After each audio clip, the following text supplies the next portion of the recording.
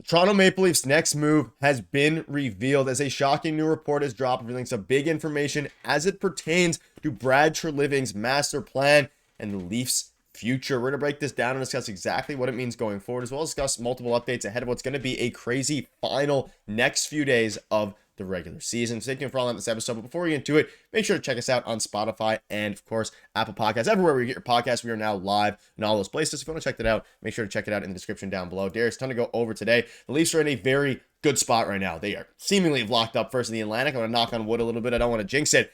But we're going to take a step back. Some new reports have dropped revealing the Leafs' next big move surrounding, of course, free agency, but the playoffs have a direct implication and direct impact, on this. Let's dive right into the report. Let's not waste any more time here. So basically, some information has come out surrounding, John Tavares. I want to start with this tweet here because this is kind of the sentiment of the fans right now. 91 is staying, and that's referencing this. Despite being willing to negotiate and having his file pushed back to the back burner, the Toronto native remains confident that his contract will work out. This is from John Tavares directly. Year 16, I've done very well in the league financially, who has $111 million in career earnings. And he basically goes on to say that there will come a time when it'll get addressed and it'll get taken care of. Just go out and enjoy playing, or I just go out and enjoy playing. Happily acknowledging the Blue Jays' recent $500 million contract extension of Vladdy. I wouldn't mind a 14-year deal, but good for him. And obviously no 14-year deals are going to happen at this point for Tavares. But Darius, this is very interesting because this is the first time we've heard John Tavares really speak out and reveal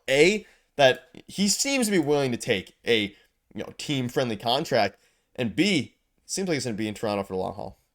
Yeah, I think that he wants to resign. I think the Toronto Maple Leafs want to resign him. It just makes sense at this point. And why would you give up a player like John Tavares, who's from here, wants to be a Maple Leaf, and is a good player still, right? Like even at his age, he almost has 40 goals this season. He's putting on an unbelievable performance this season. And yes, I know it's a contract year, but he's been pretty consistent all throughout his contract that he signed with the Leafs. And if you told anyone that in year 7 of the contract he'd be putting up numbers like this, I don't know if anyone would have honestly believed it, right? So he's been playing fantastic and he wants to stay here. I think he's going to take some sort of discount, but I just hope that the contract length is respectable. I hope it's not like 6 or 7 years. Maybe it is to get the AAV down, like we saw with Tanev and OEL, but I don't want John Tavares to end up on Robida Island. I'd rather him go out in a more graceful way from the Toronto Maple Leafs because of everything he's done for the team and how classy he's handled. Like he's been super classy, right? Like he's handled everything with so much class and handing over the captaincy and accepting the captaincy when he did. So,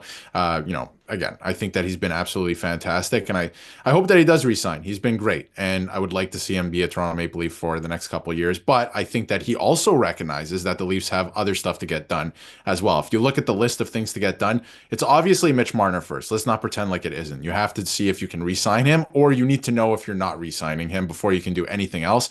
And then I think the next order of business, because of how much he's going to make, is Matthew Nyes, right? Because he's going to make a lot of money and you want him to sign long term. You want to try to get him locked up long term. So I think that John Tavares is maybe the third order of business. And I think that Tavares is probably fine with that because the Leafs are still going to pay him close to what he's worth. Hopefully, he takes some sort of a discount. He has before. And at the same time, I think he wants to stay and he recognizes that the team has things to do. Like, I don't think John Tavares wants to move and play for another team at this point in his career. I think he'd rather take a little bit less and stay here, but he's still going to make a fair amount. None of this $2 or $3 million stuff, right? So I think he's staying. I think it's just a matter of time. And I think he's just going to go out and play hockey for the time being. And again, he's at the point now where he probably is going to be third on the list of priorities, but a lot of this depends on how they do in the postseason. You see this year, the Toronto Maple Leafs have 5 players at least 25 goals this season. If you would have predicted that John Tavares would outscore Austin Matthews and Mitch Marner prior to the season, but especially Austin Matthews, I don't think many people would have expected that. And it goes to show, you mentioned Robert Island. I think he's just too good of a player, even in his late 30s. If the contract takes him there over the next 4 or 5 years, I think he'll still be maybe a half a point per, game guy, something like that, or someone, a veteran third or fourth liner, depending, towards the tail end and the twilight of his career. But he's such a good player that I don't think it'll be an issue. And I also think that I don't want the Leafs to necessarily, and of course they're professionals, they're not going to do this, but I don't want even fans especially to really take for granted how good he not only has been this year, but how important he is going to be going forward, regardless of if they win a playoff series this year, which I think they will. I think we're all kind of on that sentiment. There's so many other distractions with Mitch Marner, with Matthew Nyes, that I don't want John Tavares to get overlooked either, because there would be a world then where Mitch Marner leaves, Matthew Nyes, you get him back, and then you're left with John Tavares with a bunch of teams now who are really vowing for his services. You'll have to pay a lot more, all these different things. I wouldn't be opposed to them getting him done, maybe even before Mitch Marner, if Mitch Marner ends up getting dragged out a lot because of various things, depending on what the number is. Because I think the way John Tavares is speaking, he probably has a number he'll be comfortable with. Give his to his agent. His agent will, of course, go to the front office. If they have a number and the Leafs are comfortable with it and it's reasonable, I don't see a reason why they can't just get it done early rather than later. And then you can kind of worry about the Mitch Marner thing, though. That might be wishful thinking. But you can see this here, highest game score in a single season, Tavares with 7.14. I mean, at the end of the day, he has been an absolute beast, and he loves Toronto. And I just think that getting him, locked up not only is great for the team, doing right by him and his family, all these different things, as it pertains to just the hockey player himself, it will help the team going forward, especially if there's going to be big turnaround if Mitch Marner decides to leave and the Leafs don't play well in the playoffs. But if they get bounced first round or even second round, there could be something to say that maybe the Leafs, unless he's getting paid a very team-friendly deal, might want to completely blow it up. There's not too many guys out there in the free agent market this year that could replace John Tavares with what he's doing this year. So why wouldn't you want to keep him, right? That makes sense to me. I think there's also a world, like you were talking about, that they sign this contract or get this done before Mitch Marner, because I think that obviously, even if you win the Stanley Cup, there's going to be a gap between your final game and free agency, right? Even if you go as far as winning the Stanley Cup or the Stanley Cup final. So with that being said, I think there's a world where that gets done in that window. I don't think there's any contract negotiations going on to a large degree. I guess they could be kicking tires on certain things, but I don't think like any heavy lifting is getting done while they're still playing hockey this year with any of them, right? So I think that they're waiting to see what happens in the playoffs. A lot of it weighs on that. If they lose in the first round again, then maybe you look at, hey, this does not work. This mix of players does not work. Let's look at other options. So I think that's still on the table, but assuming they win a round and start making some noise in the playoffs, because I feel like they all understand what's in front of them right now. And I think the fan base knows that this is a pretty good team, right? Like they're playing a little bit different than years previous. So